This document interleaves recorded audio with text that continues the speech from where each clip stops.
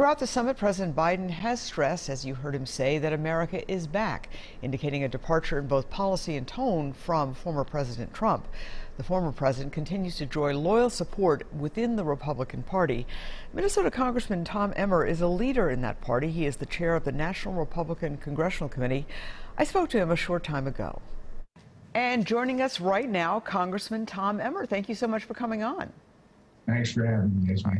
Well, I got to ask you, you are a leader in the Republican Party, the chair of the NRCC. What is going on with the party? A new poll out says 53% of Republicans think that Trump should be president. What is happening there? Look, after the 2004 election, I think it was, approximately 18% of Democrats believed in the outcome of the election.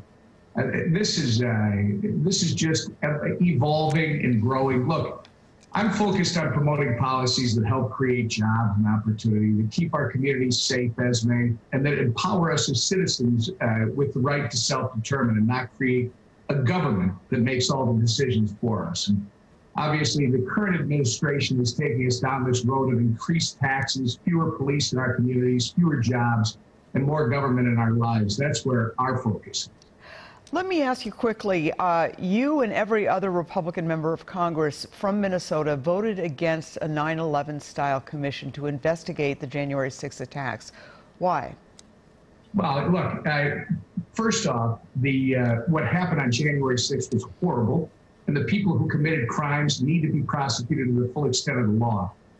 There's over 400 prosecutions that are ongoing right now, Esme. You've got the Department of Justice, you've got the FBI, you've got 3 congressional committees all doing investigations. I have no doubt we're going to get to the bottom of it. At the end of the day, the Senate didn't have the votes to pass that legislation. You voted against the George Floyd Police Reform Act. You have a proposal, though, that you argue would be better. And it's actually working right now in a community in Minnesota, in St. Cloud. Tell us about that. Well, I think you're right. When we talk about police reform, Esme, I believe we need to focus on building community relations and rapport between law enforcement and the communities they serve. Defunding the police or abolishing the police is not the answer. Frankly, Democrats in Minneapolis have defunded the police, and we've seen the dire consequences with a dramatic rise in violent crime that's impacting the community. We're trying to bring Minnesota ideas to the national discussion on police reform, and that is a bill called the Community Outpost Outreach Engagement Act, or Cop House legislation. What this would do, Esme, is it would establish a pilot program to promote the nationwide use of community outposts. It's modeled after the St. Cloud Police Department's Cop House. This is a place for residents of the community to interface with local law enforcement officers while participating in after-school classes or receiving public health services. This investment in the St. Cloud community has helped reduce crime in the surrounding communities by up to 70%. And I love to quote Chief Blair Anderson from the St. Cloud Police Department, who says that his department has already made huge deposits into the reservoir of trust. When stuff goes sideways, they aren't coming to burn stuff down. We're humanizing the badge. And I really think that's a national approach that we should start looking at.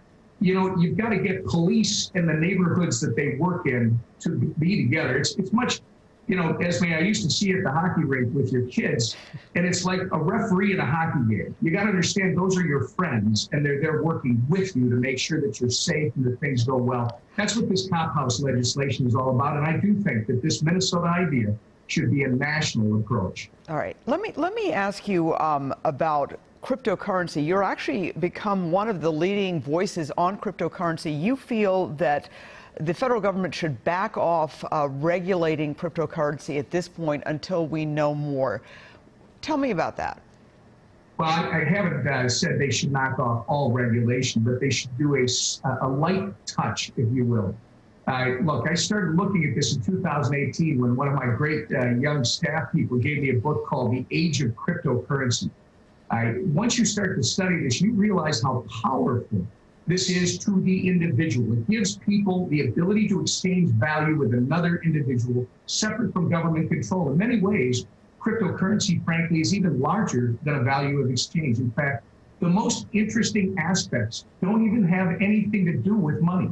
Open blockchain networks, that this is what cryptocurrency operates on, stand to introduce the idea of something like a new and more advanced internet. The idea that we can interact with each other as may separate from Facebook, Twitter, or any other middlemen. This is what it's about. Bitcoin was the first implementation of a network open to the public, reinforced by its own participants, and capable of letting two participants interact with no middleman. All right. Well, it is the currency, they say, of the future.